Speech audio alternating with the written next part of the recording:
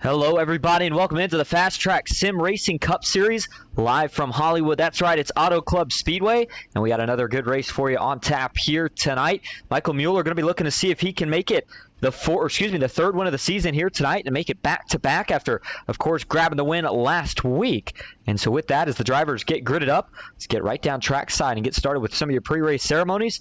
Looking at your starting grid tonight. Shouldn't be too big of a surprise with the speed he's had over the last two races he's been here. Michael Mueller is going to take the pole in that 99 machine. Andrew Mraz will roll off second on his outside. Back in third, it's Tyler Marble. Troy Baker in fifth with Troy Baker in fourth. Jeff Marble back in fifth. Austin Fitzgerald in sixth. Ryan Sherrill and Brian Conklin making up row number 4. Wesser Jr. in ninth, and Roger Shelton rounding out your top 10. Kyle Oakley will start 11th for SWM Motorsports. Danny Gutierrez to his outside in 12th. Making up row number 7, it's going to be Jeff Shutt and Anthony Handley back in row 13. It's Jake Hickson, one of the Dynamic Auto Sports drivers. Remember, Alan Pajari actually got the win here last season, so speaking of, there's the man himself, Alan Pajari. He will roll off 16th. He's looking to see if he can defend his title here from last season. Jacob Musso, he'll start 17th. Scott Glasso in 18th. Cody Matthews and Brandon Saylor round out your top 20. Ryan Haynes, Bill Benedict, row 11. Todd Shiro, Adam Johnson in row 12. It's going to be Brett Spod back in 25th. Taio Polito in 26th. Kenneth Bartholomew and Thomas O'Hara in row 14, with Tracy Powers and Andrew Russo rounding out your top 30. Johnny McCulchuk, Glenn Grigsby in row 16. Quentin Clark, Jared Bundy in row 17. Mark Sabak, 35th. Matthew Gehringer, 36th. Christopher Hall, 37th, and Jeffrey Souza rounded out the field tonight. He will roll off 38th. Looking at your race info, it's the Auto Club 200 here for the FastTrack Sim Racing Cup Series. Distance tonight, 100 laps, 100% fuel, 4 sets of tires, no fast repairs, open setups, and 3 green-white checkers if we were to need them. Beautiful day outside in the sim, 67 degrees, 60% humidity, cloudy skies, winds at 5 miles an hour. Temperature for the track going to be starting out at 94 degrees. Well, we got a giant field tonight. Question is, who's going to be the biggest superstar and get the win in Hollywood? We're getting ready to find out. Here we go. Green flag is in the air. We're racing at Auto Club.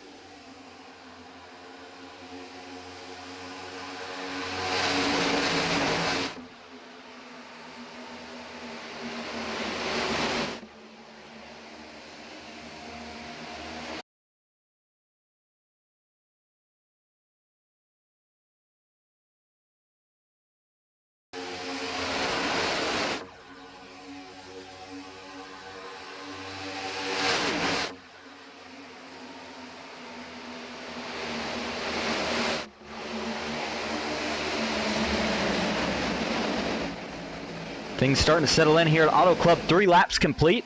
Apologies for the brief delay there. We did have a couple issues with OBS. Crashed on me out of nowhere, so that was why you didn't hear us, and things were getting a little sketchy there for just a moment. But we've got our issues sorted out and on track already, seeing what makes Auto Club so special, and that is all the different lanes of racing that you have got here. We already see guys trying to wrap the bottom, guys wrapping the top, and everything in between. And you know, I think the general idea is going to be you want to have your car on the top of the racetrack, especially early on in these runs, because you're going to be able to keep the throttle potentially all the way down, especially on these restarts. Then as the run goes on, maybe you start to shift down towards the bottom of the racetrack as tires wear out and just simply take the shorter way around. Right now, though, didn't take long for Andrew Mraz to get around his teammate who took the pole, Michael Mueller. And so the 97, who looked like had a great shot at it for Bristol for about 80% of the race, all of a sudden, that car fell off towards the end. So far, so good. Here's a little bit of 3-wide action on the bottom. It's the 98 of Anthony Handley. And in the middle, Jeff Shutt on the top, Brian Conklin. The 42 of Roger Shelton just behind these 3. And so they just kind of sit there. They just stall each other out, really. And all this is doing is giving everybody behind him an opportunity to catch up and everybody in front a chance to pull away, as they're still trying to get this one sorted out. Looks like finally, and only off of turn number 2, is Jeff Shutt going to be able to get enough momentum to get clear of the 37 of Conklin. And so with that, he'll duck down in line behind Wesser Jr. The 12's already up a couple positions from where he started this race. And your biggest mover, though, right now, inside the top 10 at least, is a tie between Anthony Handley and Jeff Shutt. As now Shutt will get the advantage. He's up 5 positions in total from where he started this race at. 2x2 just behind him. As you see the 24 there of Brandon Saylor. He jumps to the bottom of the racetrack, pulls a little bit of a draft off of the 90 of Bill Benedict. And he'll have a chance here to potentially set up a move for the back. The 98 still trying to roll the middle. The 08 of Danny Gutierrez up top.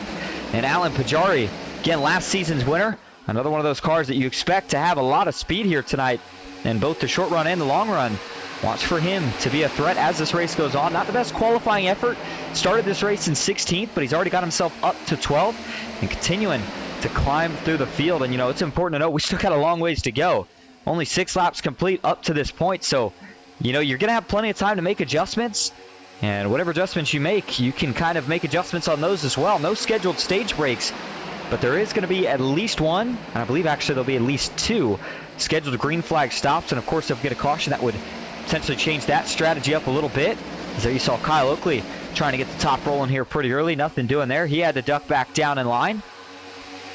Hanley starts to fade now in the 98. That is one of the Riot Motorsports drivers, and as a team, I mean, they have came out here and flat dominated the last 3 races, with Michael Mueller, of course, getting 2 out of the 3, and then Quentin Clark grabbing his first win. He got 1 of the 3. But as we continue to watch Kyle Oakley carrying an onboard camera for us here tonight, we'll look at that in just a couple minutes. But back to the front of the field we go, where it's still a battle between the teammates, the 97 and the 99. Now, while Mraz does hold the lead, the important thing to note here is Michael Mueller is in the draft. And Auto Club being one of those high-speed, 2-mile D-shaped ovals, it gives you a lot of opportunity to, you know, even if you're not quite as fast as the guy in front of you, that's okay. All you really got to do is stick pretty close in the corner, and you'll get a big tow down the straightaway, and that's what you're seeing right now. Is you can hear those front tires there working, and that's going to be, of course, the set that these guys will scrub off first is the fronts before they start to scrub the rears, but that doesn't mean that this thing may not swap ends, and they may start to get loose as the run goes on. But right now, both of the 2 Riot Motorsports teammates who lead the way, they look very, very comfortable up front. These cars look like they're handling very well. Of course, you know, when you got the advantage of clean air, it's certainly going to help. But, I mean, overall, when you've got a car this fast, this early on in the race, it's certainly a good sign of what to expect the rest of the way. Backing things up a little bit further, you see the speed differences that these guys are running based off where they're running on the track. And if you're in a draft here down the front stretch, we're going to watch Wesser Jr. speed here. How about 190 miles an hour as they cross the stripe? It's not done there as they get down to turn number 1. Almost 198 miles an hour before he has to get off the gas. Again, not really any braking unless you're trying to check up. As speaking of check up, boy, there was a big one right there on the bottom between the 98 of Anthony Hanley and the 34 of Alan Pajari. Pajari cuts him a little bit of a break, lets him go. And that does put Pajari down a spot from where he was last time we checked in on him. Bill Benedict back in 15th. He's up 7 positions from where he started this race at.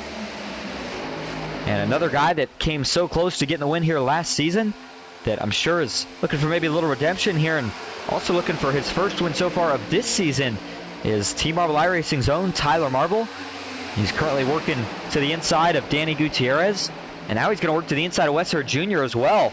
Very aggressive line there as he tried to wrap the bottom. Looked like it was working out for a moment, but once he realized that the car was starting to wash up, he had to bail out of it. And you're probably noticing there from some of the views that we've got already, it's a very, very bumpy and abrasive racetrack here at Auto Club, so everybody's always kind of constantly on your toes, especially if you hit one of those bumps in the corners. It could get the car a little bit upset, and those back tires are worn out. It's going to be pretty easy to spin out here. So I think we're definitely still seeing, whether it's as obvious as other tracks or not, definitely some guys that are still working on doing a little tire saving right now. Don't want to push the issue, just want to make sure that they've got something to work with here towards the end of this first green flag run. And as it stands right now, we're going to go back and take a look at the BMP Racing driver of Ryan Haynes. Right now he sits behind the 19 there of Ty E. Polito, who came so close at getting a win last week at Bristol. Couldn't quite get the job done, but another great run for the 19. But Ryan Haynes here going to take a peek to the inside. By the way, Haynes is down 8 positions from where he started this race. It actually looked like he faded initially kind of quick right off the start. And so it makes me wonder if he's maybe trying to save a little tire here, or if again, the balance is just not quite what he's looking for right now, and if he's going to have to potentially make some adjustments in a car that right now the balance really isn't there for, is Johnny Mikulchuk in the 72, rocking both the pedal and the onboard camera for us here tonight, but looks like it's going to stand at that now. A little bit of an interesting, I guess we'll call it tidbit to a degree, if you will. Johnny Mikulchuk always sending us extra information, things that, you know, maybe he does so that we see on track, just all sorts of different interesting things. And one of the things, that he actually told me here just over this past week is that notice what he does with the wheel there. You've heard me before say, looks like Dale Jr. with the way he puts the right hand over to the left through the corners. And he said that that was actually something that Mark Martin used to do way back in the 80s and early 90s when they had no power steering. And that's kind of, I guess, maybe what led him to do it. But the actual name for it is the Arkansas pull. And so something that we see from real life racing translates into sim racing there for Johnny Mikulchuk in the 72. Back up front, these two have been dueling each other all night up to this point. It's like two actors battling for the lead role here in Hollywood. And it looks like, though, now maybe Michael Mueller is starting to find a little something here as he pulls another big draft on his teammate down the front stretch. Is he going to try to make a move here into one? No, he's going to stay patient for now. These two got to be careful because it looks like Troy Baker, one of the rookies, is going to come up here and maybe give a fight to these guys here in the course of the next couple laps. And this being the first race so far that we've seen Troy Baker flexing this much muscle this early on in the race. And it really seems like it has so far been one of those wacky seasons in the sense of nobody could have guessed how it was going to go coming into it. Who would have thought that rookies would have already captured the most wins of the season so far? And looking to capture still a whole bunch more. And Troy Baker, of course, going to be looking for his first of the season. But you see Roger Shelton, he's made his way up into the mix in the 42 as he's going to get clear. And so a lot of the heavy hitters and the veterans falling back right now, but only 16 laps in. And so you wonder if this is kind of them just taking it easy, knowing that there's still a lot of time, maybe saving some fuel. The 98 sliding up the racetrack. Oh, my goodness. Anthony Hanley almost got into the left rear there of Tyler Marble. He had to quickly bail out as he just had nowhere to go. And, man, that was a really nice save from the 98. Pajari now going to look to the bottom of the racetrack. Brandon Saylor in the middle. Kyle Oakley up top. And I want to see if we can go to the blimp cam so I can kind of show you. You know, you can see the seams on the front stretch. It's a little harder with all the glare from the sun right now. It's the 24. Saylor just sneaks in the window there on the outside. But watch as they get out into the turns here. Notice the seams. There's 3 different seams, 3 or 4, and that pretty much works as all different lanes. In fact, yeah, there is 4. The one thing you usually don't want to do, especially in these cars, is you don't want to get caught on a seam for too long. When you transition over them, as long as it's a pretty smooth input, you're okay. But if you hang on one of those seams for too long, sometimes it can spell trouble, depending on, of course, of how you take the corner. But you saw right there, Wester Jr. doing a little bit of straddling of the seam, and you got realistically at least 4 lanes of racing, potentially 5 here with how wide the straights are. And so I think that's definitely part of all the aggression that we're seeing so far here tonight. Restarts are going to be the key to winning this race depending on how many we get. But so far things looking nice and smooth and relatively clean as Andrew Mraz continues to lead the way for Riot Motorsports. And back in that second spot right now, it is still Michael Mueller in the 99, and then the 96, Jeffrey Souza, actually going a lap down. And so troubles early, not the way he wanted his race to obviously start out. The good news is he is the only car that is currently being scored a lap down, and there's not really any more lap traffic for the leaders for quite some time. You see, in fact, the second to last running car of Johnny Mikulchuk is exiting turn 4 just as the leaders are now entering turn number 1. So he's still certainly got plenty of time, and just going to need that one caution, and obviously as long as he's not involved, he'll be able to get that lucky dog and get that position back. Little 4-car group tandeming up right here as Jeff Marble is going to take the spot away from the rookie Troy Baker. And as another position does get picked up for the 15, that opens the door to a couple others. Wester Jr., you saw him get into the wall right there as we got into turn 3, but I'm looking at the right side of this race car. This thing's getting pretty banged up, and it's just getting worse each lap. Watch as he goes by the camera view right here. Yeah, he is certainly banging that 12 car up, especially towards the front of the car on the right side, so he's going to have to be careful.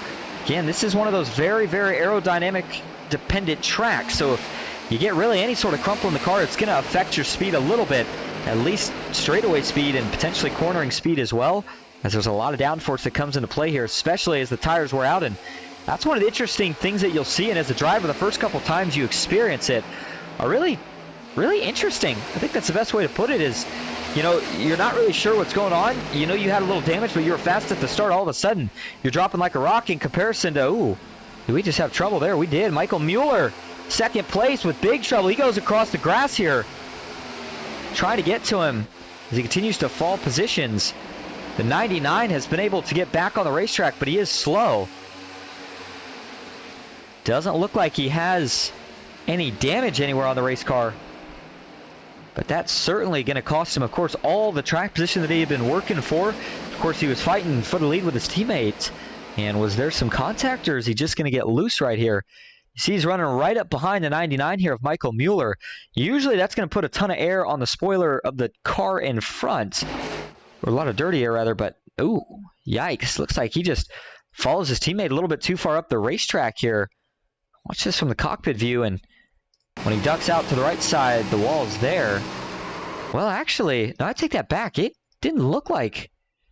No, he definitely didn't hit the wall. This was from his teammate actually hitting the wall. So watch this from the chopper view, and you'll see... I want to play this and then back it up a little bit, see if we can see this a little closer. So it's actually what it is. He gets really close, and then it's his teammate, the 97 there of Andrew Mraz, who tags the outside wall. And then as he does so, watch this. The 99 rather is right there, and that contact from the wall is a brief checkup and sends him slightly down, gets him into the 99, which shoots Michael Mueller across the grass here. Gets all four tires dirt tracking sideways. You see him throwing all the debris there onto the pits, but what a save. Overall, I mean, he goes for a half spin here, but locks it up, and car straightens itself out. Again, overall, what a save right there from Michael Mueller. And as we go back live, the caution is out. This was for an incident involving, it looks like, Danny Gutierrez. What happened to the driver for the 08 right here? He was racing side by side with Anthony Hanley on the backstretch. It's 98. And, ooh, is Hanley just going to come up here a little bit? Yeah, it looks like that's exactly what happens. I think Hanley starts coming up. Maybe Gutierrez just slightly bumps down a little bit, but I think that's definitely got to be more on the 98 coming up. And you see Danny go for a spin here. Not sure if he hits anything. And as he does spin, he slides back up onto the racing surface. Everybody trying to dart high, and they do. And he's able to come to a stop, holds onto the brake. And so what looked like it could have potentially ended up being a lot bigger of a wreck ends up going down as only one car here to bring out the first caution of the night. Watch this from a couple different angles here.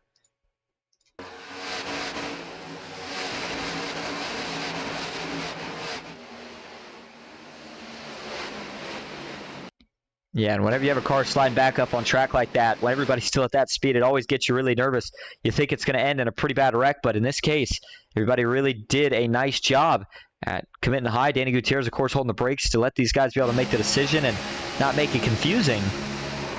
But there's the view from the man that spun. Danny Gutierrez, roof flaps and hood flaps deploy as he goes around. So it won't actually cost Danny Gutierrez any time on pit road for damage repair. However, it might cost him a set of Goodyears, which could potentially hurt him in the back half of this race if we were to get a couple of late cautions. Just nothing he could really do in that one. I'm sure that Anthony Hanley, of course, didn't mean to and probably didn't feel too great about it. But the 98 just hard racing, maybe going for a side draft. And like I said, Danny Gutierrez maybe creeping down just slightly at the end. At the end of the day, though, no harm, no foul. Everybody will be able to continue on. As we go back up front now, Anthony Hanley is being scored as your leader. Jeff Marble second. Wes Hurd Jr. in third. Tyler Marble fourth. And Roger Shelton rounding out your top five. James, good to see you in the chat. Says, what's up, Ghost Racing Network? How are you? I am doing just fine on this Monday evening. I hope you're doing well yourself. And with that note, as these guys get ready to go back green, we're going to take a quick side-by-side break. Stick with us. We'll be right back at Auto Club.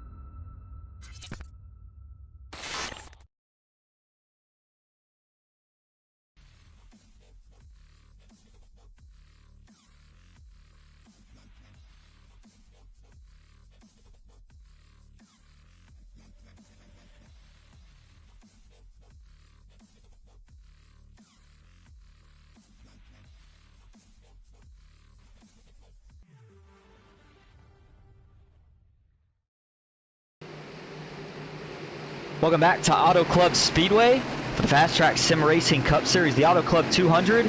So far, 25 laps complete, just a fourth of the way through this 200-mile event. Getting ready for yet another restart as the pace car will make the left turn. Field in the hands of Anthony Hanley and Jeff Marble. Here we go. Back into the restart zone. Green flag is back in the air. Good restart from the 98 on the inside. He's going to be able to get clear, and he'll pull high here probably before they get to turn number one.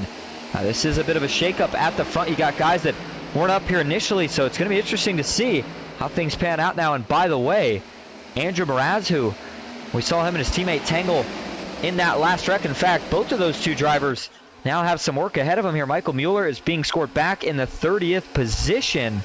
And then as for Andrew Mraz, he is currently being scored in 16th. So still a long ways to go here. 75 laps. Going to be 74 actually when they cross the stripe this time. But every restart, even if this is the last one, they're so important.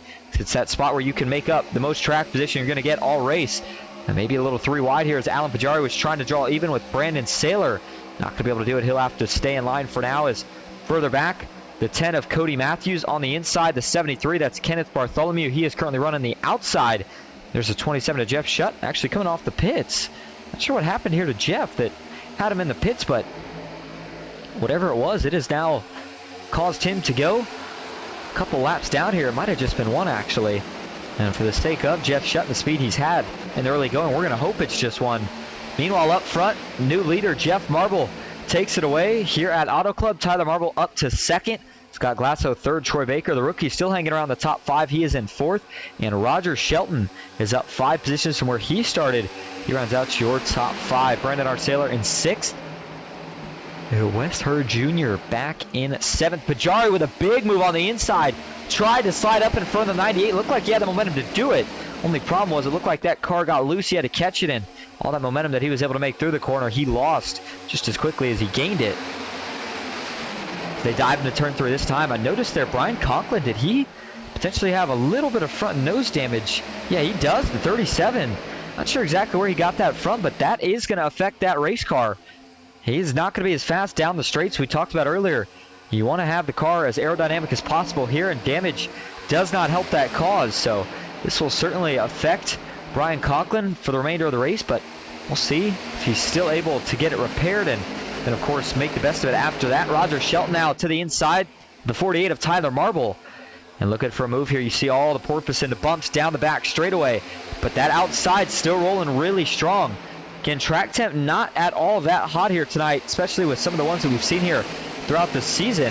See it there on the weather bar on the right of your screen, under 100 degrees. So while I'm not going to say it's obviously not the coldest track temp we've seen, the grip level is certainly going to be pretty high right now. I think it's going to stay that way for pretty much the rest of the race. And a lot of moves now is Fitzgerald. You saw him duck out just behind the 20 of Ryan Shiro, and now we're back to 3-4 wide here as Kyle Oakley up top, the 20 of Shiro in the middle. Jared Bundy will set up a little run for himself. And man, that was a hornet's nest coming through turn 1 and 2. The product of that draft, it's going to stay strong here still for about another lap or so, until eventually things start to get at least a little bit of separation. So while we have a chance to see what it looks like to be in the middle of this mess, let's take a ride on board here with Kyle Oakley. Oh my goodness. Another big moment. I couldn't tell exactly what that was. That was a 24 of Saylor. Boy, they almost wrecked. That was a close call. They all save it, but I'm telling you, you can only play with fire for so long here before it's going to burn you. And right now, there's a couple guys that I think are just about on their last straw. Some of the close calls that we've had so far here tonight. Jeff Marble, who currently leads here at Auto Club, carrying the onboard camera for us here tonight. You see, even up front, still working the wheel, trying to kind of control the lanes, which, you know, contrary to what people might think, you know, you think of blocks and we think of a track like Daytona or Talladega. But when you come to a track like this, it's almost a little bit easier because in this case, a lot of the blocks are more or less aero blocks in terms of, and you get down to a corner, you're just trying to kind of take away the line that the guy behind you is running so that once he commits to it, he gets tight and all the dirty air and has to bail out of the throttle and ultimately, of course, loses some of that ground. But Scott Glasso, boy, he is rolling the top right now. Troy Baker has switched up there as well. Tyler Marble falls back a few as a big jump out of line there. Look like for Andrew Mraz in the 97 as he's on the outside here of Ryan Shiro. Fitzgerald down the spot now from where he started, but strategy. Oh, now he gets into 42. Oh, this was not going to end well. Roger Shelton goes around and gets T-boned. Kyle Oakley's in it. And multiple others involved. They're still wrecking. Oh, my goodness.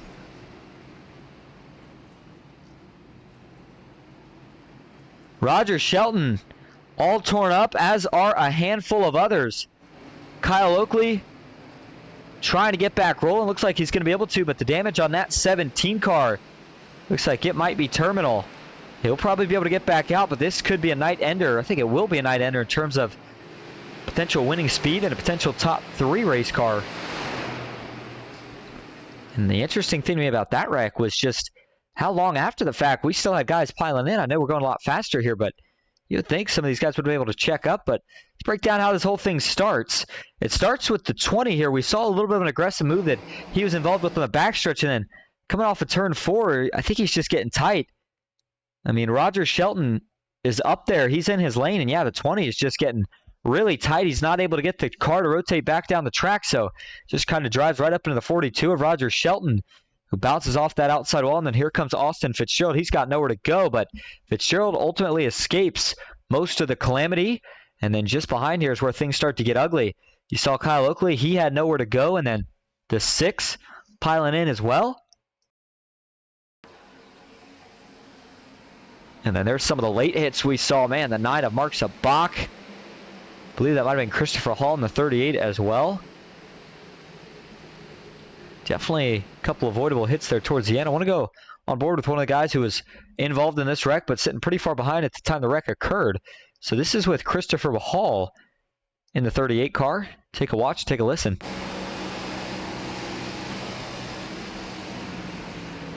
I mean, you can see the wreck happen in front for a while. He does start checking up, but just not quite enough. And once he arrives on scene, they're stopped, and the lane he chooses is the lane they were in, so he's going to run straight in to the 9 of Mark Sabak. Give you a couple more angles of this one here.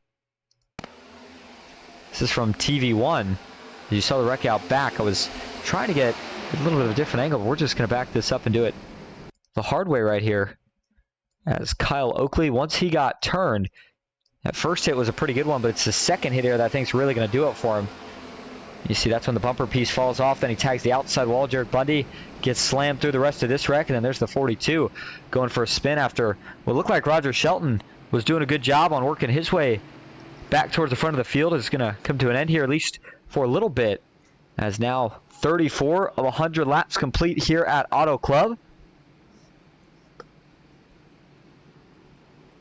And as they line up and get ready to see the green flag, hopefully at the end of this lap, looking again to get the 1-to-go signal right here. It looks like up front it is Scott Glasso in the 4 car. Still looking for his first win in the FastTrack Sim Racing Cup Series. He's up 17 so far.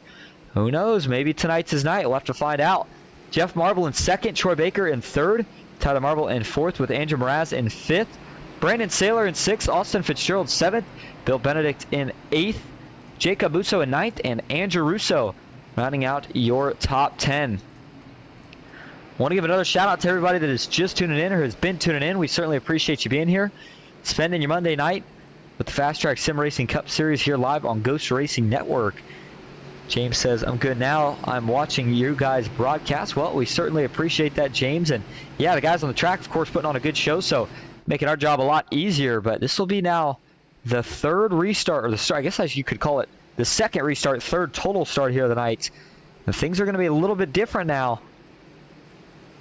And I think that aggression level is just going to ramp up even more from what we've seen. So certainly going to be a fun one here the rest of the way, as now when we do go green, it'll be officially looks like 65 laps to go here at Auto Club.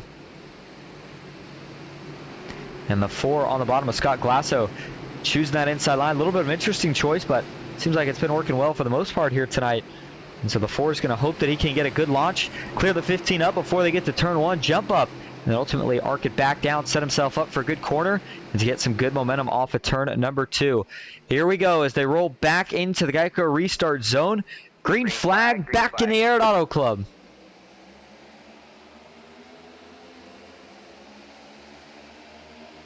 Good initial jump for just about the first 3-4 rows almost, as they're going to try to see if they can pull out ahead of Jeff Marble here through turn 1.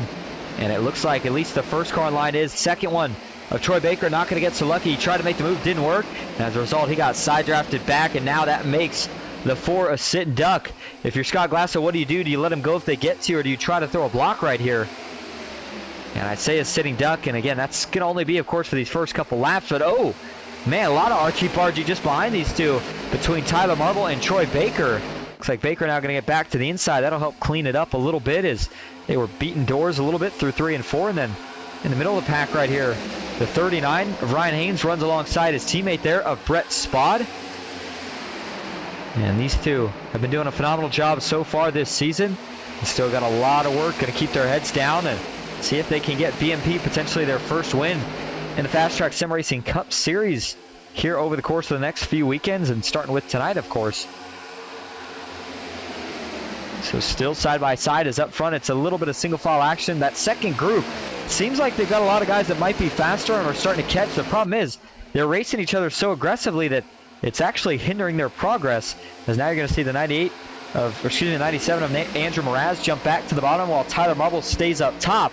Ooh, almost a little bit more door contact there going into turn number 1. And that really forced Tyler Marble to have to wash up the racetrack in order to be able to save it. And now that's going to potentially create a run out back. No, the 18 of Troy Baker is going to jump back down the line behind the 24. And I was really interested to see if the way these cars are set up here, that if you got teamed up with a guy on the front or backstretch, could you push similar to you would at a super speedway? I believe the answer is going to be no, simply because it's not quite going to be the same. I think it's going to be similar, but I just think there's a little bit too much horsepower in this series of car to be able to really shove a guy that aggressively. But nonetheless, this is pretty typical Auto Club at right around just before the middle portions of this race, where everybody kind of gets in that single file formation. Time to start ticking off some laps. Again, we still got 60 to go once we cross the stripe here next time. So definitely plenty of time to make your moves. Still 1, potentially 2 green flag pit stops in order. But up front, it is still the 4 of Scott Glasso. Jeff Marble continues to chase. The 48 of Tyler Marble back in 3rd. Andrew Mraz 4th. And Brandon R. Saylor 5th. Well, as everything appears to have calmed down here for a little bit, we are going to take a side-by-side break. Stick with us. We'll be right back at Auto Club.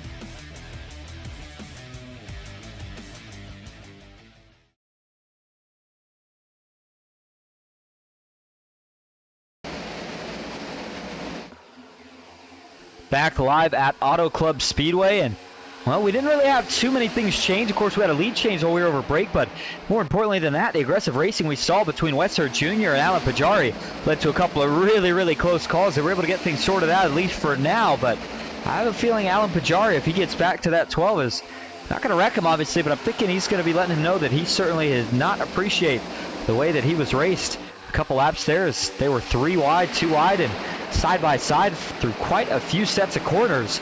And now up front, the race is on for the lead as Andrew Mraz, who again had faded back after that first caution, has found his way right back to the front. And the 97, who had led the most laps early on, goes back to the point here at Auto Club. 45 laps in total complete. That puts us at about 5 laps from halfway. And again, we are expecting at least one more green flag pit stop. Question on if we're going to see 2, I think, is the big debacle right now in terms of, you know, how much fuel can you make, and can, of course, your tires make it that far? Fall off pretty great and a pretty big issue here. But the more things single file out, the harder passing is going to be to complete. But man, look at the view of that right there. As they go into the corner, you see 3 different lines. The leader jumped to the bottom just behind him, stays out half a lane to the right behind him, half a lane even further to the right. That's just everybody trying to find a spot to get clean air. And if you ever seen an IndyCar race here, which they do a lot of iRacing officials, it gives you really kind of a good insight to how important clean air is and the racing it can provide at a track like this. You know, if you go into a corner, and again, this kind of amplifies as tires wear out, you go into a corner directly on the rear bumper of the guy in front of you, not only would you maybe get him loose, but in general, the closer you are, the looser it's going to make your car, rather the tighter actually, as you're taking more downforce off the nose of that race car. You don't have clean air hitting it. And so the best way to prevent that is, well, you got a 5-lane racetrack. Peek the nose out where cars do not go. So if the leader chooses the inside, and in this case you're Jeff Marble, think about going to the outside or vice versa. Try to beat the leader down into the corner, get a little bit more air on the nose, and then, of course, be able to shoot up on exit. And it looks like that's what Jeff Marble did. But how about the run that the 4 of Scott Glasso was able to get there through 3 and 4? And Jeff Marble, by the way, you see a little bit of right front damage. Actually, we've got multiple cars kind of with that same damage there, where it's not really on the right front headlight, but it's almost on the right front fender where it connects to the headlight to a degree. And so I think that's just everybody that's been ripping the top, maybe with just a smidge of contact somewhere along the lines with the outside wall. But overall, they've been doing a pretty good job of keeping it together. And as we go even further back through the field, Andrew Russo in 22nd. He is up 8 positions from where he started. Haven't had a chance to talk about Andrew yet tonight. And then one of the series veterans, Tracy Powers, who had a lot of speed last season and had good speed to start off this season, has been in a little bit of a struggle over the course of the last few races. In fact, I'm not sure if we saw him out last week, but the point is the 25 definitely not showing as much speed as he's capable of.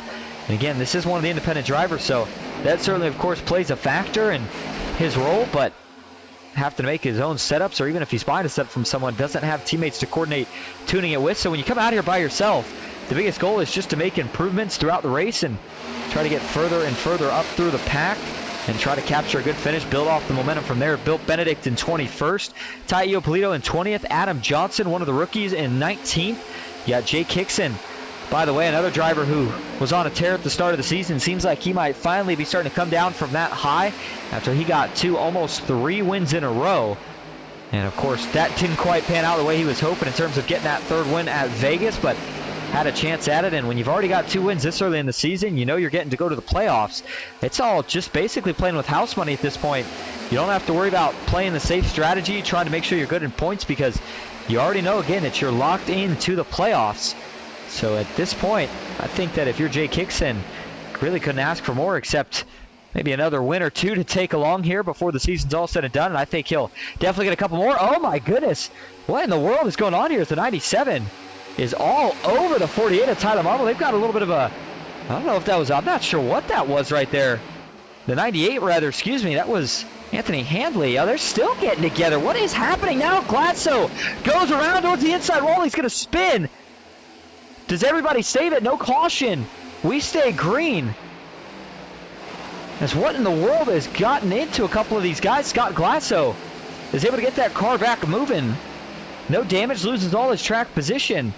And I believe thought it was Jeff Marble, the other guy that we saw go pretty far down the track. He was able to merge back onto the racing surface. And I don't know if it was tire wear or what the deal is, but man, the 98 and the 48, they looked like they were in a little bit of a heated exchange there on track the last lap. Let's back this thing up and kind of watch this break itself down. And, you know, I don't know if there was something before this, maybe a couple laps ago or something that I missed, but certainly didn't think that was the case. And as you see there, it looks like it was Jeff Marble. Might have been the 90. Is that the 99 as well? Yeah, it was. Michael Mueller, who another one of the Riot Motorsports teammates who was doing a great job working his way back to the front. And now, unfortunately, he's going to have to go do it all again. All right, let's actually back this up here and take another view of this contact here between Tyler Marble and Anthony Hanley. It starts as they get onto the front stretch here. And Hanley gets up into the 48 here and really just doesn't get off of him. Tyler finally has to drive him down a little bit. And yeah, again, really not too sure exactly what the deal was there. And then you saw, well, of course, the TV camera here as these two got locked together. And they're going to stay locked together all the way down here to turn number 1 before Marble finally says, get off of me. Pushes him down, sends the 98 on his way in the corner, but the contact didn't end there. This is on exit of the corner here as Jeff gets loose. Well, this one's a different story. That one didn't have to do with contact in terms of just racing. That one was more trying to avoid the incident that happened in front, which actually gets sparked here with Scott Glasso in the 97 of Andrew Mraz. And watch this one here for Scott Glasso, as it looks like he's just trying to drive it into the inside of the 97. Car starts to get up the track. He hits a couple of those little bumps, and then eventually the back end just gets past that slip point, and once it starts to go around, he's just not going to be able to do much to catch it. I think he does get into the 97, and once he starts getting tight, that's what actually gets him starting to turn the wrong direction. Jeff Marble sees it. He's trying to check up. He gets sideways, and then the field behind just trying to find a way to check up to avoid it all. And there you see the 99, the 4 go for a slide. Michael Mueller, wow, that was heavy front end damage for Mueller. That is going to be definitely something that he's going to have to go in and work on, and that's going to bring his chances at a win to an end here tonight as well. And so now up front, we've had a big shift in things as it's actually Jacob Musso who's now being scored as your leader. Not for long, though. Anthony Hanley working to the inside of the racetrack. Looks like he is going to be able to get clear. First time out in front here tonight for the 98, but not for Riot Motorsports. We've got the 97 of Mraz now sitting back and forth as there goes Tyler Marble and Brandon R. Saylor. By the way, you saw a little bit of coordination there. There's a little bit more to that. Brandon R. Saylor in the 24. That is one of the rookie drivers that was picked up by Team Marble iRacing this season. And I gotta almost rate it to the equivalent of if you were in the Cup Series in real life and you got picked to be on, say, Joe Gibbs Racing or Hendrick Motorsports in your first season. It's just about the best equipment you could get a chance to, or the best guys rather, that you could have a chance to run with as a rookie. A lot of experience from, of course, both Jeff Marble and Tyler Marble, along with Brian Conklin. All three of those drivers making a good run through the playoffs last season, including 2 of them making it to the Final 4. And then, of course, you know that they're going to have good setups and good notes because they've already been to a lot of these tracks multiple different times. And, you know, this time maybe about a year ago, maybe we'll go back just a little bit further than that. But, you know, when the next gens were still relatively new, we didn't know a lot about them. And when that was still the case, you figure, I know that was a little bit potentially before my time. In fact, actually, I take that back. I think that the first season I jumped on board with these guys was, of course, the first season the next gen was being run. Nobody really had a bunch of notes on what to expect at these tracks or what setups were fast versus which ones weren't. But now that we've got a season in the books, everybody's had a lot more tuning. Setup shops have figured a lot more things out. And it's definitely changed the kind of racing that we have seen at tracks like Auto Club. And it's provided phenomenal racing so far here tonight as now we make a stop at 7th place. Quentin Clark, who is up 26 positions from where he started this race at. A driver out of Haymarket, Virginia. As it looked like, was that Westford Jr.? Maybe they got up into the outside wall there off of turn number 2. He was able to gather it back up. Looks like he's okay to continue on. But the 98 of Anthony Hanley, who continues to lead, he has got his hands full right now. In fact, of all the green flag runs we've had, this one looking like it's going to be the longest. And it's really been interesting in terms of nobody's pulled away. We haven't seen somebody who's been saving tires all of a sudden just magically prevail. There's been a lot of swaps for the lead, a lot of lead changes, if you will. And it looks like we may be having another one here because Jacob Musso is working the lines, trying to find a little bit of extra grip somewhere. This time he's going to take the outside. That will scrub a little more tires, but the trade-off, of course, is that you get a lot more momentum down the straight, so he sets himself up. Doesn't look like he's quite going to have anything for the 98, though, as they work down into turn number 3. And Auto Club, one of the bigger tracks that we go to on the season, of course, 2 miles or greater. And as we start to bring up tracks, Musso tapped the outside wall.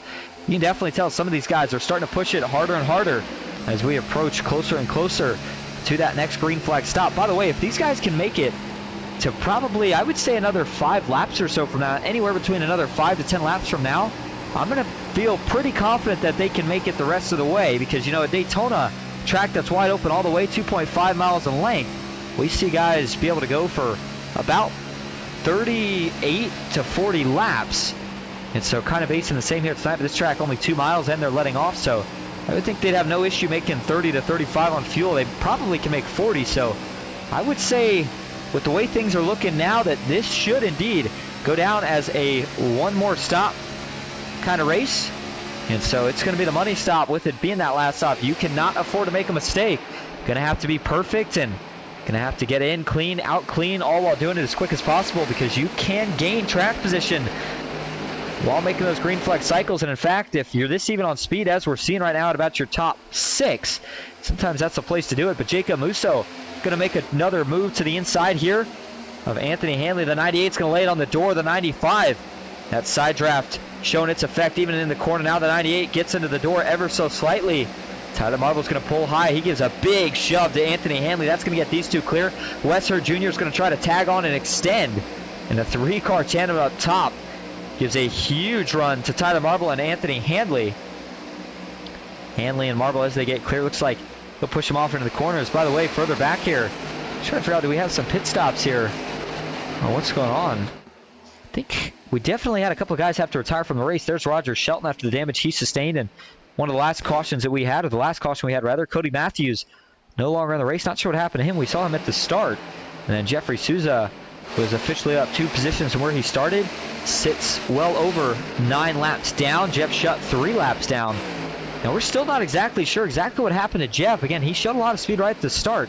Didn't see damage he got. Not sure if we just didn't get reports on something that may have happened, but all of a sudden we saw him fading and then in the pits. Next thing you know, when he comes out, and here we are, finds himself multiple laps down.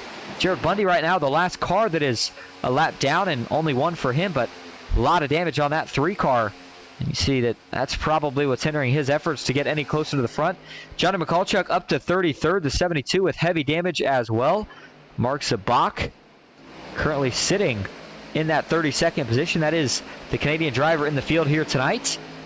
And the middle portions of the field is where things get a little bit more interesting, but keeping an eye here on Kenneth Bartholomew. He's up 8 positions from where he started. That is another one of the rookies. And we've seen that it's kind of been a rookie takeover here since the start of the season. Going to see if one of the veterans can end that streak here tonight. And then last but not least, for guys that I'm certainly keeping my eye on right now and will still continue to watch, is Alan Pajari. I know he's in 11th, but man, give him a break. Potentially give him a caution that gets him some track position. In this 34, Dark Horse Ford Mustang may have a chance to go contend for the lead. You saw Austin Fitzgerald there in the background, running just behind his Dynamic Autosports teammates. That's certainly showing the consistency of the setups right now. As here we go, 2 of the Ryder Motorsports teammates down to the pits. Big call. Oh, the 00. I think he might have blown it. Oh my goodness, he came absolutely flying in there. He was trying everything to get it down to speed, while also maybe beating his teammate in, and looked like initially he was going to, but then that lockup said it all. He was just carrying, I think, way too much speed. Watch this again as they bail off of the turn. I want to back that up a little bit more. Both arcing down. They both decide to come to the pits. The 00 realizes he's got to go a little bit lower, so he's got to bail out of the brakes so that car still turns. And then you saw the lockup. Looks like now we're going to get a pit stop from what was your leader there with Andrew Mraz. So as we go back live towards the front of the field, there's the 00. Yeah, he did get a penalty, so just now working his way out of the pits finally. And then as we look at all the different pit stops, boy, now we got a big group coming down right here. Looks like it's going to be the 16 of Jake Hickson, the 34 of Alan Pajari, Austin Fitzgerald, along with the 35 of Brett Spott and the 40 of Ryan Shiro. And Troy Baker's in the pits right now as well. Tai Iopolito, Andrew Russo. and a couple of others as Mark Zabak working his way out now. But Andrew Mraz was really kind of the guy to watch. And, of course, as everything cycles out here, that's where we're going to start to kind of set our battles for who's going to be in contention to win it at the end and who may have made a mistake on this pit stop. And right now, Andrew Mraz being scored a lap down. And, unfortunately, I think that the 97 may have made a little bit of a mistake himself right here. Coming into the pits, thinking maybe he just got in a little bit too hot. And the reason we believe that right now is because you see there he's just in front of the 00, who we know did have a penalty. Let's go back and watch the 97 here as he works his way into the pits. And again, it is one of the trickier pit roads in the sense of you still got to be turning the wheel as you come off the turn. But oh, actually, I take it back.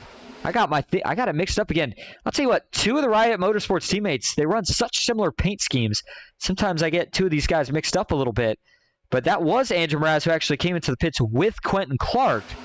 And so then I'm assuming either Clark didn't get a penalty or the 97 also got a penalty. We'll fast forward this to when he pulls into his box. And this will give us exactly what we need to know based off of whether he sits in the pits here longer than just taking rights and lefts, or he's able to pull out pretty quickly. There's his teammate Michael Mueller. And no penalty for the 97 there, so he got out clean, as did Quentin Clark. So I take that back. No penalties so far for any of the Riot Motorsports teammates. And that's just simply a product of them waiting for things to cycle out. Because now we're going to get three wide. Tyler Marble up top, Danny Gutierrez in the middle, and Jeff Marble on the bottom. There's the 98. That is Anthony Handley. And he's going to slide up in line, maybe looking for a move here.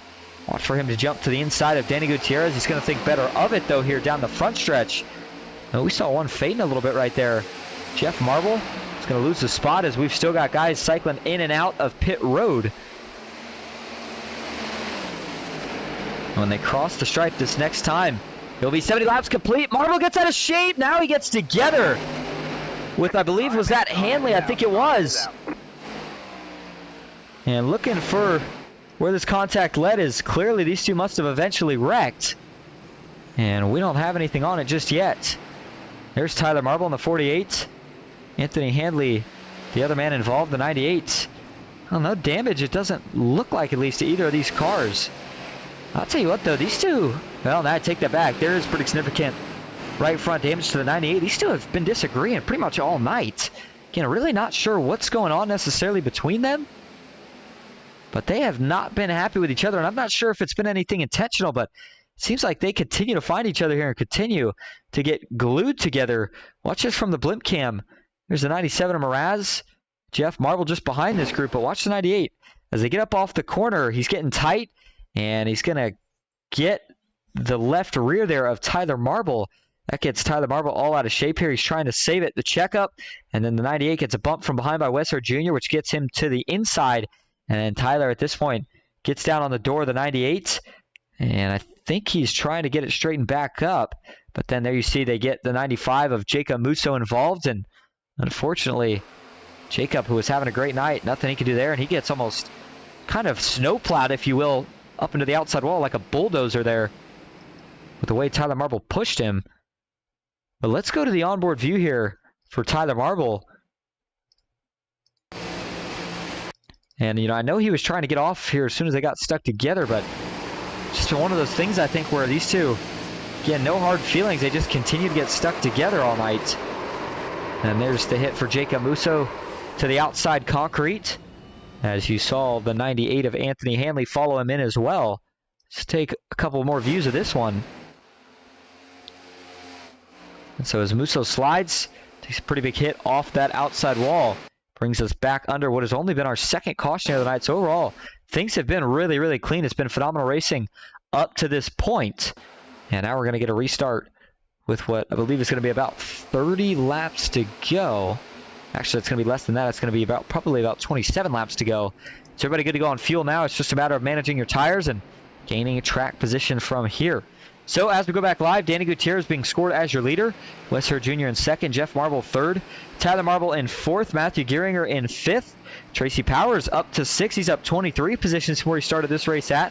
The only other man who's up more spots than that is Matthew Geiringer, who is up 31 positions from where he started this race at. Thomas O'Hara back in 7th, Christopher McCullough in 8th, Christopher Hall in 8th, Glenn Grigsby in 9th, Andrew Mraz rounding out your top 10. did a 500-mile event last night, of course, with the Automatics 500. And Christopher McCullough was in that race. Got it briefly mixed up. Working off of 4 hours of sleep last night. Had a busy day today, so apologize there if got a couple things mixed up here tonight. Nonetheless, though, I mean, the racing has been all I've needed to stay awake here. This has been fantastic, especially on these restarts. And, you know, I said it at the tip of the broadcast. I've said it a couple times since then. Every restart will get more and more aggressive. And so now this restart, I think definitely going to probably be potentially the most aggressive of them all. Well, Anthony Hanley in the 98, the man who you could argue got the bad end of the stick, if you will, during that last caution, as he got the majority of the damage and went in to get it repaired, and I think he was able to actually get most of it fixed up here pretty well. Of course, you got to think maybe that car won't run quite as good, but I think overall it'll still be pretty fast. But let's see if we can get a word here on what's been going on with him in the 48, getting stuck together so much here tonight. Hey, Anthony, this is Austin up in the booth. You got a copy? Yes, sir. How you doing? Good. Well, we saw you involved in that last incident there, and I mean, we've been seeing a couple times here tonight. And I think we're just trying to figure out, man, what has been going on so far with you in the 48 tonight? Seems like you two have magnets on the side of your doors. You guys have been into each other more than just a couple times.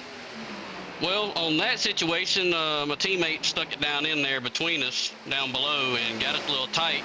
So I lit up a little bit, but when I did, it pushed me on up into him, and I went below to keep him from spinning out, and it was like he just kept turning down into me. I'm like, bro, I'm trying to save you, and it just went to crap after that.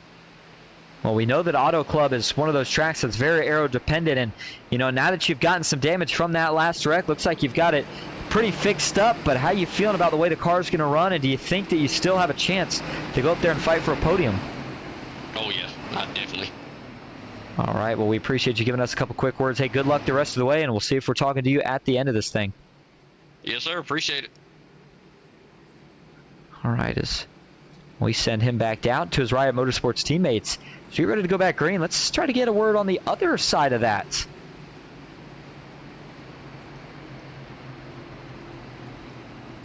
Hey, Tyler, this is Austin up in the booth. You got a copy? Yes. Well, we just had a chance to talk with Anthony Hanley and, you know, trying to get a little bit of both sides here. You're still running good, but that last caution, not the first contact we've seen between you two tonight. Just seems like you guys both almost have a magnet on your door. You can't seem to get disconnected. What's kind of going on? Do you have any insight onto, is there something that we missed up here? Has it just been hard racing? It's just hard racing.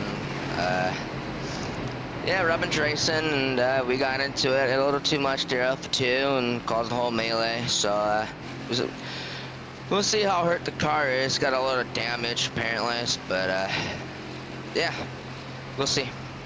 Sounds like a plan. Well, you came really close here last season.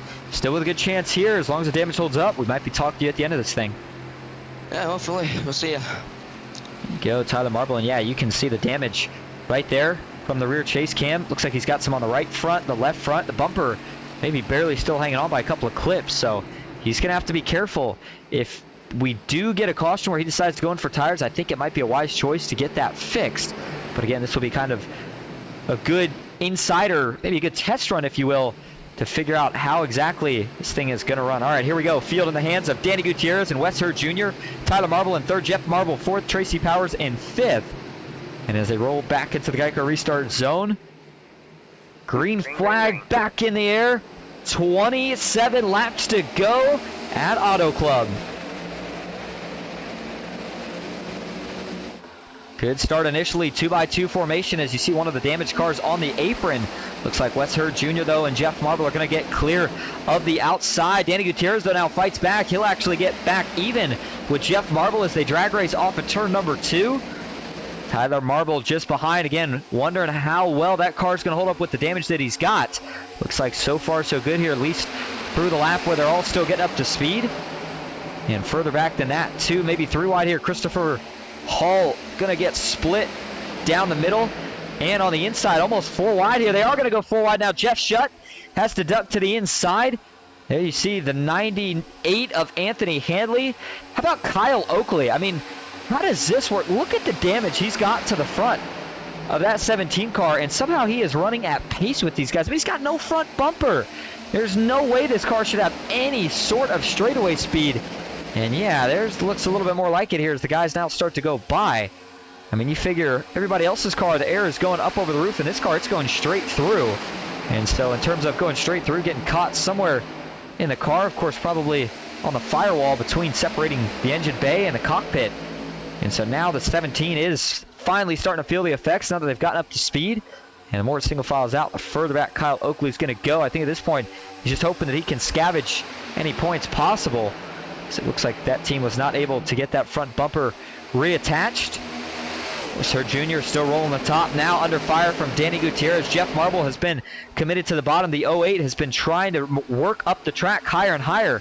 And the higher he goes, the more ground he makes up. Looking over to the chat.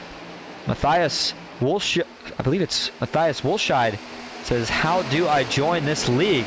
Well, you can go get started in the Discord. We put the link in the description. Just click on that link and it should lead you there. If it doesn't, let me know and I can put a description in the live chat for you. Of course, the FastTrack Sim Racing, not just Cup Series, but they also have, I believe it's the iRacing Flags Truck Series for the FastTrack Sim Racing Series. So usually they have guys start out in the Truck Series and then you move up to Cup as you gain some experience. But yeah, if you're interested, definitely make sure you check that out, Matthias. And if you need any more help with that, please feel free to let me know.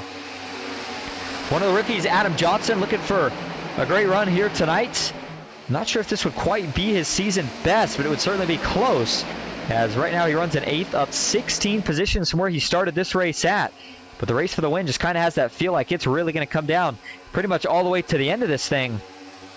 And right now it is still Westherd Jr. leading. He has not won yet this season. Neither has Danny Gutierrez, Jeff Marble, Anthony Hanley, Tyler Marble. All those guys still looking for their first victory. So I think we're probably going to see a first-time winner for this season here tonight. It's just a matter of who's it going to be. I think there's certain guys that this win would mean a lot more to them than others in terms of maybe not the best at a lot of tracks, but a big opportunity here with Auto Club and track with a lot of drafters. Look at Mraz tear through the field. I'm thinking he might have potentially a little bit better tires than some of these guys. It's the 97. He's making moves all over the place. You see his teammate there, the 98 of Anthony Hanley, and he's going to give him a little shot as they work down the front straightaway. And so Hanley, if we were worried about the damage, we don't need to worry anymore because it has not affected him much at all. In fact, neither has Tyler Marbles, who's still sitting in 7th on the outside of his rookie teammate, Brandon Saylor. And so 3 wide all the way towards the back of the field, single file in the middle. And then a lot of 2x2 and start a 3 wide action up front.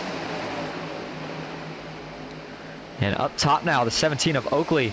Still just doing whatever he can, hoping potentially for another caution to try to go get some more damage fixed up. 18 of Troy Baker and Austin Fitzgerald going to work to the inside. And in the case of Austin Fitzgerald, this is kind of a surprise tonight in of itself. First track that really maybe haven't seen the speed out of the 74 that we've seen so often when we've came to Auto Club. But here's the battle now. All the battle for, well, I would say second, but realistically, this is the battle for the lead. I mean, look at the scoring tower and look at the track. You could put right now everybody inside your top 10 under a blanket. That's how close they're all running. And I don't look to see this change too much here. I think 21 laps is enough to definitely start to wear these tires out where we might see some separation. But I think that everybody right now just wants to fight to get that clean air and then try to worry about playing defense rather than offense at a track where tires wear out as much as they do here at Auto Club. So while they continue to race up front, let's see what points are looking like into the after last race into tonight, and then what the schedule's looking like going forward. Jake Hickson still leads in points. Michael Mueller in second. You see he was able to significantly close that gap after Hickson wasn't here last week, so now only 1 point behind your current leader. Austin Fitzgerald sits third in points. Kyle Oakley back in 4th. Running out your top 5 for the moment in points is Tyler Marble. Danny Gutierrez 6th. Jeff Marble 7th. Jeff Shutt in 8th. Kenneth Bartholomew in 9th. And Taio Polito / Johnny McCulchuk are currently in a tie for that 10th spot in the points. Next race up on tap. Actually, next 2 races, both short tracks. We start with Richmond, and that is similar to Bristol in the sense of one of the higher speed short tracks, but definitely going to be a tough track to drive for all these guys. I believe it was Cody Richardson who we saw get the win the first time we went there last season. He did not return this season, so the 46 will not go back to victory lane. It'll be a matter of who else has a chance at it instead. And then, again, looking at the schedule ahead, what's to expect after that. We go to Martinsville and then Texas before we head back to the next super speedway of the season with Talladega. That will be on April 22nd. Dover finishes off April, and then it's Kansas where we will get May kicked off. And a lot of good tracks coming up. The short track stint, if you will, over the next 2 weeks is definitely going to be a little bit brutal for a lot of the guys who maybe aren't as much of a fan as the super technical tracks, which of course is what the short track category kind of falls under. But anybody who likes short track racing, and you know, based off the speed we saw with Michael Mueller at Richmond, I think he might have a good shot to capture his 3rd win of the season potentially next week. And it looked like he was going to have a great shot at it here tonight, but some trouble with the 99 where he got involved in an incident earlier in the race. Gave him a lot of front end damage, and since then it's really just been kind of riding around, and similar to the day that some of these guys have had towards the back of just scrapping points. You know, you never know what's going to happen. It's not over till it's over. Right now he's only a lap down, so he does have a chance to get back on the lead lap, and I think if he did, he'd have a good chance at getting some of those positions back as well. But with the way it's going right now, things start to get a little bit more spread out. It decreases that chance for a caution each and every lap. How about this though? Anthony Hanley back out to the lead. And so Riot Motorsports, we talked about, currently on a 3-win-in-a-row streak here in the FastTrack Sim Racing Cup Series, looking to extend it to 4 here tonight. And if Anthony Hanley were to win it, then that would get, I believe, everybody on their team just about a win. Not sure how they're going to count the one for Mraz. Of course, I know he won the duels, but did not ultimately actually, excuse me, I know he won, I believe it was him who won his duel. And I know at the, or was it the Clash? I can't remember if it was the Clash or the duels. Point is, they showed a ton of speed at Speed Weeks, got a win there, and gotten, of course, plenty more since that point. And in fact, yeah, it looks like Andrew Mraz has not gotten a win yet this season. It was Michael Mueller who got the dual win. That's what I was thinking of. And then as for the Clash of Daytona, it was Jeff Marble. And then once we got into the official portion of the season, yeah, the 97 and the 98, the 2 teammates on Riot Motorsports that are still looking for that first win. But who knows? Maybe tonight could be the night if things continue to keep going the way they are right now. And so as Hanley continues to lead, it's Westhurst Jr. in 2nd. Andrew Mraz back in 3rd. Jeff Marble 4th. Danny Gutierrez in 5th. Alan Pajari 6th. Tyler Marble in 7th. Brandon Saylor in 8th with Quentin Clark in 9th. And Ty Iopolito rounding out your top 10. Jacob Musso acting as the bridge between that front pack and the second pack right now. He runs in 11th. He had been having a phenomenal night contending for the lead. Got involved in that last incident between Tyler Marble and Anthony Hanley, and that's what set him back now to that 11th spot. Tracy Powers in 12th. Scott Glasso in 13th. Glenn Grigsby 14th with Matthew Gearinger in 15th. Adam Johnson in 16th. Austin Fitzgerald in 17th. And now 3 wide here between Ryan Shiro, Austin Fitzgerald, and oh man, gonna just sneak in line. Oh well, thought better of it there. That was Brett Spott, who looked like was maybe gonna give him just enough room, but the 20 quickly jumped back down to the middle. A close call, and now as they almost fan out 3 wide again, the 35 will bail out. That give Hickson and Andrew Russo some momentum. But moving on back, rounding out the top 20, we talked about Jake Hickson. Brett Spott 21st, Troy Baker 22nd, Andrew Russo 23rd with Kenneth Bartholomew in 24th, Ryan Conklin 25th, Bill Benedict 26th, Christopher Hall in 27th, Thomas O'Hara in 28th, Kyle Oakley in 29th, and Mark Sabak rounding out your top 30. Michael Mueller in 31st, Todd Shiro 32nd, Jared Bundy in 33rd, and then Johnny McCulchuk, Jeff Shutt, Jeffrey Souza, Roger Shelton, and Cody Matthews, all with issues, and they are not currently running on the lead lap. So now single filing out for about the first 4 cars in line as you see Westhurst Jr. quickly dive to the bottom of the racetrack, trying to do whatever he can to break up that draft down the straightaways. And Andrew Mraz currently sitting in that second position as, oh my goodness, what happened here to Anthony Hanley? We actually saw have the lead. I'm not sure what happened here. I think it kind of caught me by surprise because we didn't catch it as it happened. The 98 had to have had a major slip up. Again, he went from the lead all the way back to just about outside the top 10. And where does this all happen at? It's got to be coming out of turn 4 this lap, if I had to guess. Yeah, well, it's certainly where it looks like things start. You see Westhurst Jr. had made the dive on the outside, was able to get there, and then the 98 is going to try to make a dive back here on the inside. I think this is where he's going to get himself into trouble here, trying to get the car to stick to the corner. It's just not. He gets up into Westhurst Jr. At that point, he's got to go full bail, and they're going to split him here 3 wide, top and bottom. The 15 of Jeff Marble on the inside, and then his teammate Andrew Mraz on the outside. And that is what cost him all that momentum that has now put him back to that 8th position. He did pick up a spot. He got back actually to 9th. And so slowly getting back to the field, but with only what's going to be 10 laps to go when we cross the line this time, I just don't know that he's necessarily got enough time left to get all the way back to the front without at least some help from a caution. Right, and there you go, right on cue. Just as I called it, caution is out. And it's for the 39 of Ryan Haynes, who has spun around on the exit of turn number 4. And I do not think that that's what the captain, Jeff Marble, wanted to see. You can see the head nod right now. He's not too happy about it. He felt like he was in a good position, one of the guys that knows how to do long runs, and felt like it was going to come down to maybe a little bit of a tire battle there at the end. He was in a good spot. And unfortunately now, he's going to have to deal with the chaos and craziness that we see in these late race restarts when we get them. All right, here we go. This was 3 wide. Looks like Glenn Grigsby in the middle, Ryan Shiro on the inside, and Ryan Haynes going to take advantage with the run he had and jump to the top. And so watch here as they get down through 3 and 4 to the middle. Well, they actually get 4 wide here just momentarily with, I believe, was that Johnny McCulchuk in the 72? And then that is what kind of maybe gets things initially bunched up, but it looks like Glenn Grigsby is just kind of coming down the racetrack. Yeah, it was the 72 of Johnny McCulchuk that they were 4 wide with just ever so briefly. Watch this, though, from the blimp cam. Grigsby's going to come down here. You see the 20, he's below that seam, and yeah, Grigsby just continues to start working down the racetrack. 20 of Shiro never really moves. In fact, if he does, he's moving down the racetrack, maybe at the last second, but Grigsby definitely well down into his lane, and then once the contact is made, it sends Glenn up into the 39 of Ryan Haynes, and he's going to go for a slide here. You see the back end slide into the outside wall as now everybody's trying to miss this one. Adam Johnson gets turned around initially here. Trying to see, did a lot of other guys end up wrecking with this, or did they save it? I'm looking here, thought we saw, yeah, Andrew Russo. I knew that was the other car we saw spinning. And so the 88 goes for a loop-de-loop. Adam Johnson as well. But they all get back rolling, and I think the man who got the worst damage out of it is probably going to be Ryan Haynes, but don't think it's still anything that's going to necessarily ruin his race. He'll have to go in, take a little bit of damage repair, and then get right back out here and get back to it.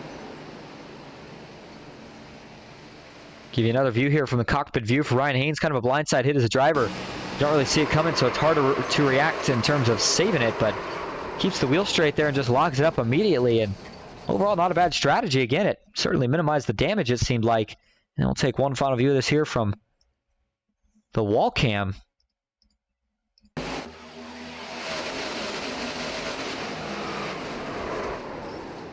And so as Ryan Haynes goes around, we see the 4th caution in total here of the night, and now this is going to set us up for a restart. It looks like either 6 or 7 laps to go, depending on if we get the one to go signal, of course, this time around. And now is where you certainly hope that if you're one of the guys out there, you had an extra set of tires, because you had to come to take them here if you did. And I'm looking here, it looks like just about everybody brought it down to the pits to take tires. I think that's a smart call. You just don't really have much of a choice. Now, actually, maybe this caution worked out a little bit better. Well, maybe not. Looks like some strategy play here for Christopher Hall as he stays out on the racetrack. That'll put Jeff Marble to 2nd. And Danny Gutierrez 3rd, Wesser Jr. in 4th. And Alan Pajari rounding out your top 5. We talked about the 12 and the 34. Not getting along too well earlier, but alongside with that, we also said earlier, if we were to get a late run, how great of a chance the 34 of Pajari would have, especially with the speed he had in the late run here last season. And you start to wonder, though, does he have tires to try to make something happen here? If he's on old tires, I don't really think he's going to have much, if any, sort of a chance. And I'm looking at all the guys to pit here, and it looks like Alan Pajari was indeed one of them. So 34 on fresh tires.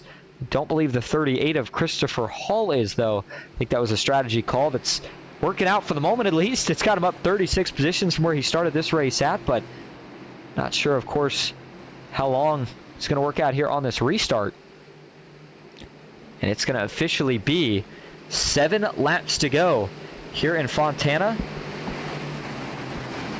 Christopher Hall on the inside. Jeff Marble on the outside. Field getting ready to go back to green. And we're going to have to make it around this place 6 times, 12 miles, before this race will be considered official.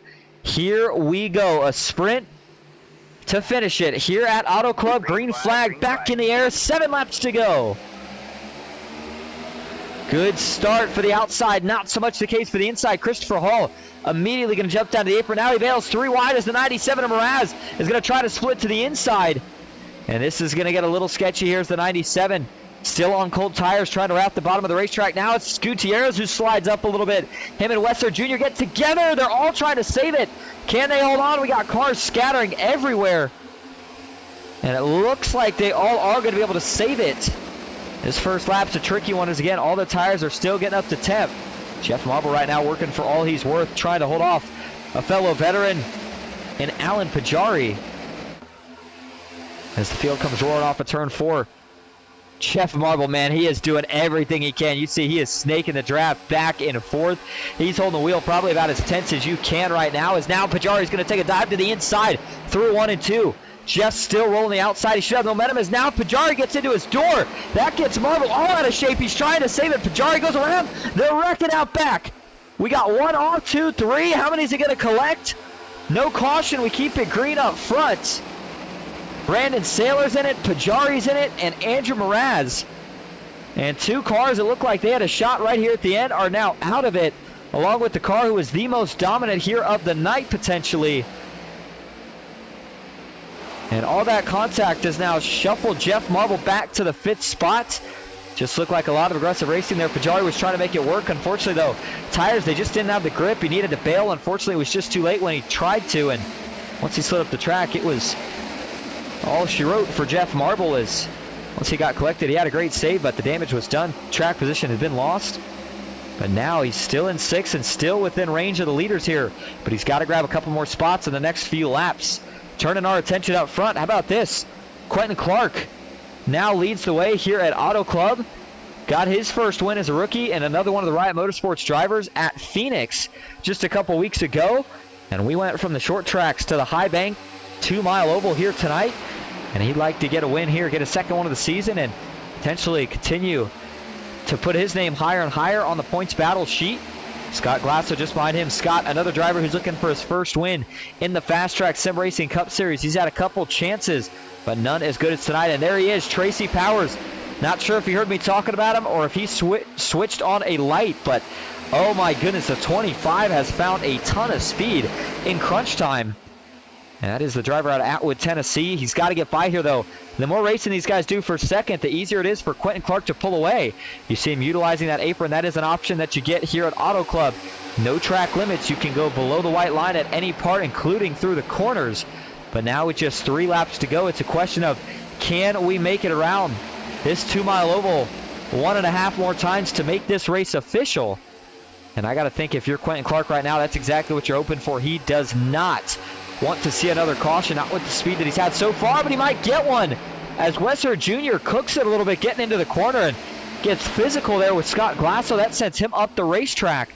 Glasso trying to maintain position, but now as the 12 moves into position, it puts up yet another underdog pick in this race potentially. By the way, Quentin Clark, he is up 32 positions from where he started this race at here tonight. In a similar sight to what we saw last season. The racing just as aggressive as we thought it would be if we got one of these late race restarts. 3 wide down the back with Jacob Musso, Tracy Powers.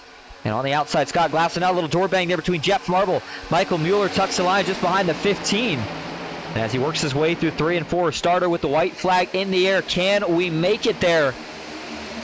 Looks like everybody's able to get off the corner clean. No, wrecking out back. This could bring the caution out. It does.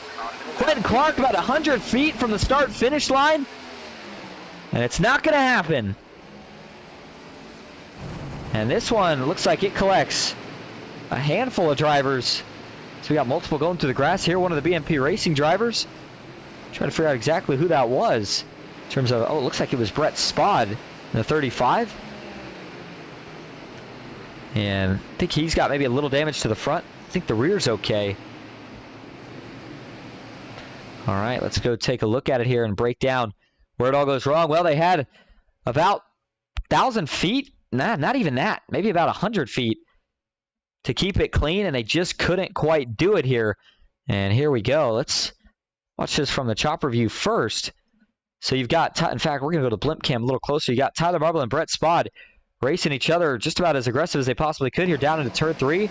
35 gets a little tight, gets up into the 48, and trying to catch it. They do, but then Danny Gutierrez has a big run, and at the end of the day here, it looks like Gutierrez just kind of runs into the back of Brett Spot, who again saved it, got it collected, but then there's the onrushing Danny Gutierrez who pile drives him in the left rear, and that sends Spot around along with Danny Gutierrez. They both get back up the track. Tayo Polito goes around, and then, oh my goodness, what a close call for Glenn Grigsby. How in the world did he manage to miss that? Oh my goodness. We got to go watch this one back again. But first, here's the cockpit view for Danny Gutierrez. And, you know, I get it. We're coming to the white flag. Everybody's going for it. When you've got to run, you don't really want to let out. But one of those scenarios right here where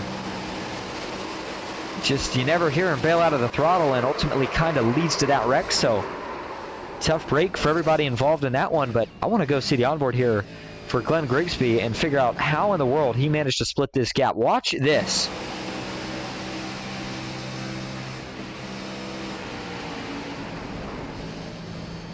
Well, I think we might have a new candidate for miss of the season or wreck avoidance of the season. I mean, that was absolutely incredible that he did not get involved in that one, because it looked like initially it was going to collect probably at least 3 to 4 more, but somehow it ends up only going down as about a 3 to 5 car accident in total. And look at that.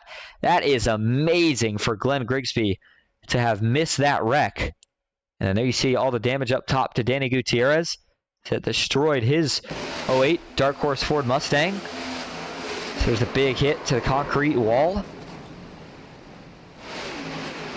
And so as they all come to a halt, guys getting it back rolling through the grass. We go back live up front where Quentin Clark being scored as your leader.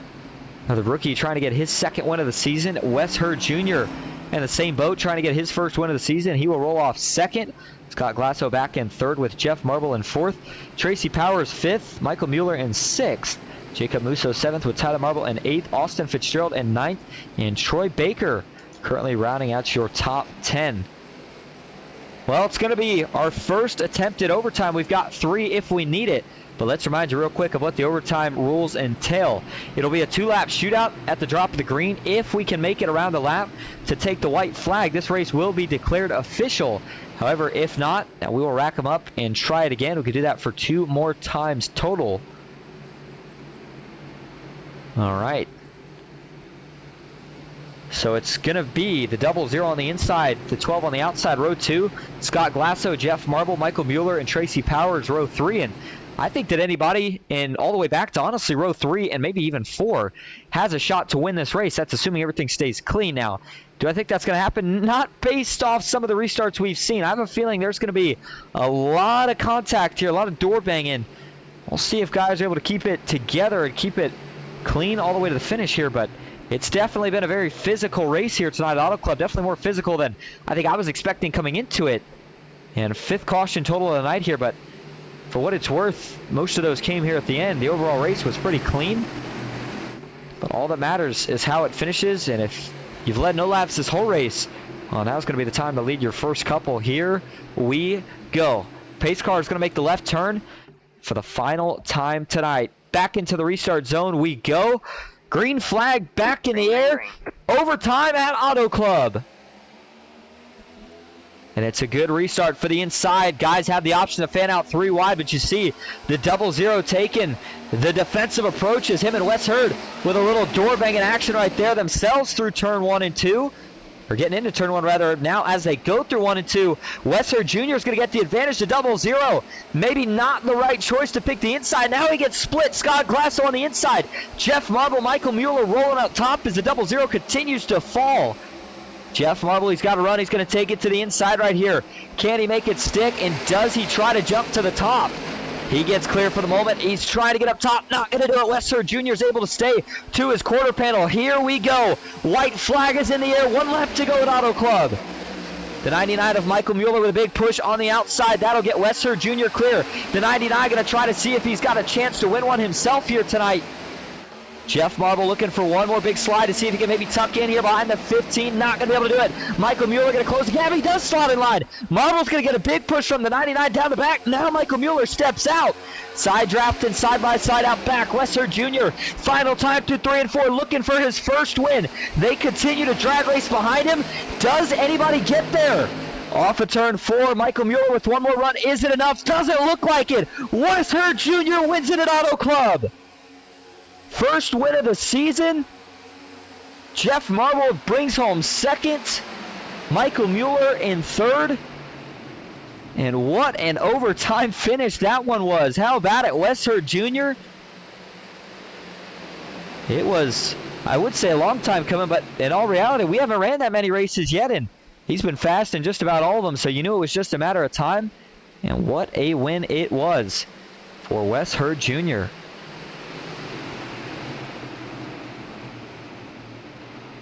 So he'll bring it down to celebrate. Boy, what a finish it was. Disappointment for Jeff Marble as he knew that he had a great shot at it a couple times there. Things didn't quite pan out. Same deal for Michael Mueller. But a great comeback for Mueller in general after going a lap down there towards the end of the race. To bring it back and still finish in the podium is accomplishment in and of itself.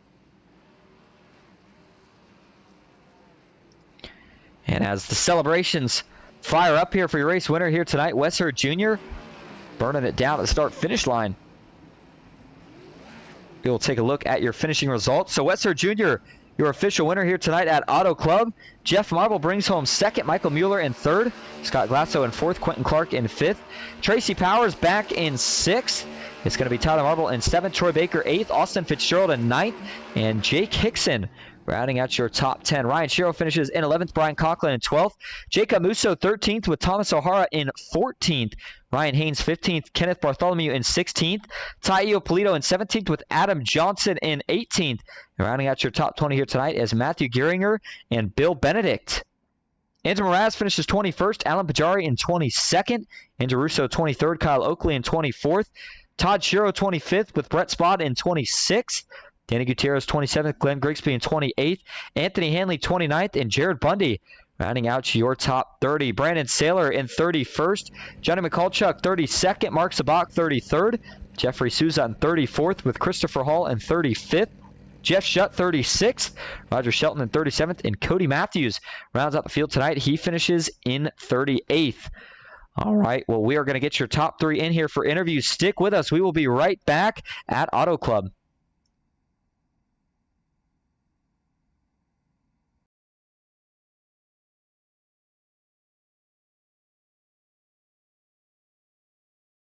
All right, back live at Auto Club Speedway. Going to start first tonight with your third place finisher, Michael Mueller. Michael, this is Austin in the booth. Got a copy?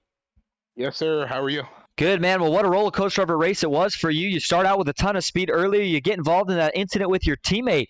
Next thing you know, you find yourself a lap down. You kept fighting, got a couple of cautions, get back on the lead lap, and you somehow end up in the podium. How did you manage to carve your way through the field there late in the going to get back up to the top 3 positions? That was a race. I mean, I don't know how many times I went front to back and passed how many cars, and I have no idea. But that was a full race for me, and I'm glad that one's over. And we got a P3, and I'm talking to you. I pushed so hard that last run. I got my lap back with that final caution there. Not the overtime one, but the one before that, and just put tires on it. And I said, I'm just going to throw the car wherever I can and gain as many spots as I can. Will certainly look like it was a good strategy here tonight as it pays off with another podium finish. Well, before we let you head out tonight, is there anyone you'd like to thank or shout out? Yeah, all the sponsors on the car every single week. We got Sim Coaches, my personal sponsor for bowling, Bowlify. Use Mueller 300 at checkout to get $5 off 50. All my guys at Riot Motorsports. We put a lot of work in this week, so definitely showed. We led a lot of laps as a team, so that works. You in the broadcast booth. Always fun to go back and watch these every week. And Jeff, I got to race him door to door at the end there, so that was pretty cool. We kept it clean, and that's what it's all about. So it's a great week. We'll get ready. Start tonight. Get ready for Richmond. Sounds like a plan. Well, thank you for talking to us. Again, congrats on the podium, and we'll see you next week at the short track. Yep. See you next week. All right, and now that'll bring us to your second place finisher here on the night. Not quite a win, unfortunately, comes up just short. It's Jeff Marble. Jeff, this is Austin in the booth. You got a copy? Yes, sir. Austin, how are you? Good. Well, man, you came so close. We saw in the driver cams the disappointment when we got that late caution. Did you feel like if that thing had stayed green initially, you were in the right spot? Yeah, Austin, I really do. The car was so good on the long run as usual. There was one point where I lost the top 5 or 6, and then I because some incident with, I think it was the 4 car, I can't remember. Everything happened so fast. And I was able to catch back up, and I knew I had something for him, because if I was able to catch them guys that were drafting, and I catch them like by myself, I knew I'd be just fine. So yeah, I definitely hated to see that caution to come out, and then the restart after that, Alan just touched me and got me all 8 of our tires unplanted from the racetrack and kind of screwed us up there. But I get it. We're racing hard, and he didn't do it intentionally. It's just one of them racing deals. And man, he is so good here in California. I was going to key the mic. I'm like, damn, Bajari, what the hell took you so long to get up here? Because he's always so good here. But yeah, he would have been a factor for sure if we didn't touch. But man, congratulations to Wes, and nice rebound from Michael there. And it's nice to have another. It's nice not to have a freaking rookie win a race, so that's pretty cool. Yeah, getting one back to some of the veterans. But, next week we head to a short track, Richmond, and, that's one of those tracks where if we see a long green flag run, setups become absolutely crucial. How you feeling about what you've got so far in the works for next week, and you think you have a chance to maybe go get win number 1 of the season next week? Richmond's hit or miss with me. Sometimes I'm good, sometimes I'm bad. A lot of it has to do with qualifying. Track position is so huge. I have no idea if iRacing has a short track package on that car or not. I have no idea, but I kind of have a love-hate relationship with that joint. And with our iRacing putting a gear rule on our cars, I venture to think we'll be shifting, even though we did shift before. But it's almost, I don't know. I haven't turned any laps yet, but I don't know. I'm going to try and get that first win, man. I'm going to try. Sounds like a plan. Well, before we let you head out tonight, is there anyone you want to thank or shout out? Yeah, as always, Ghost Racing Network and yourself for putting on fantastic work. I hope we put on a great show for you tonight, because I tell you what, when that checkered flew, I was still shaking. I was so amped up. Anyways, everybody in the league, all the members of the league, great group of guys here. Egos are like level. I mean, I wouldn't say crazy, but a lot of hard-nosed racers in here. They put on a great show, not going to give each other an inch.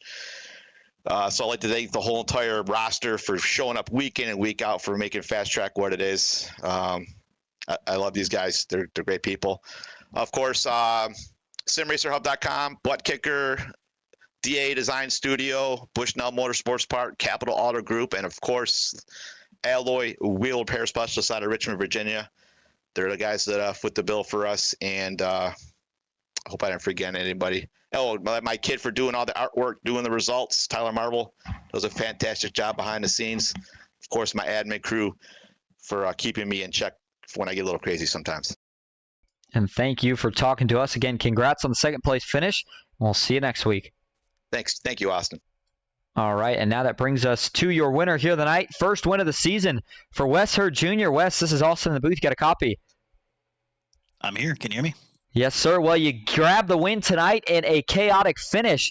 Man, when you first realized that we were going to overtime, how were you feeling about your chances?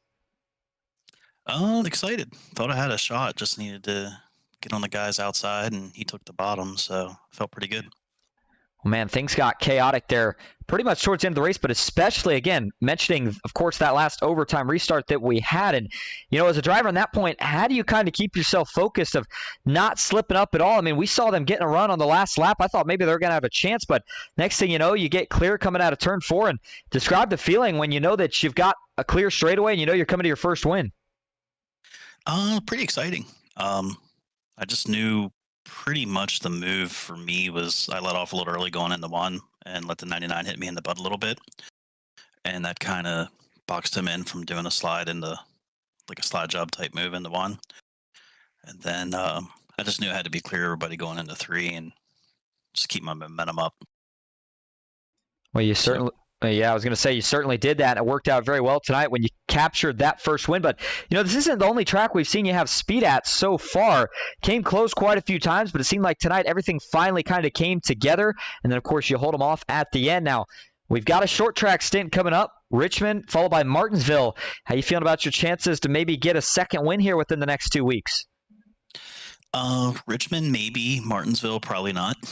I hate Martinsville. But Richmond, with the updates they've had in the surface model, it should be running bottom to top, so it should be a lot of fun. Plenty of room to race. Certainly will be. Well, we'll get to see all that action next week. Before we let you go tonight to celebrate in Victory Lane, is there anyone you want to thank or shout out?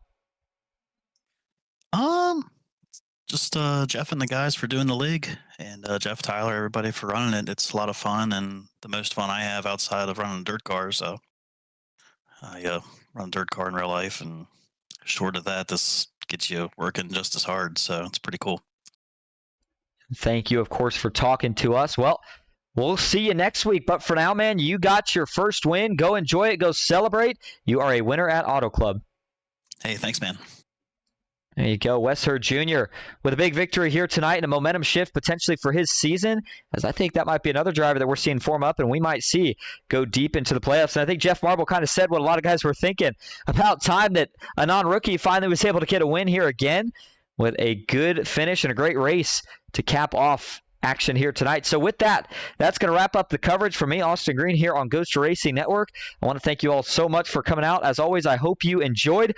We'll be back next Monday with the FastTrack Sim Racing Cup Series at Richmond. And then tomorrow night, we'll be over on PGR Esports, where we'll be broadcasting the Tuesday Night Thunder Series for RMR. Make sure you check that one out as well. Until next time, have a good night.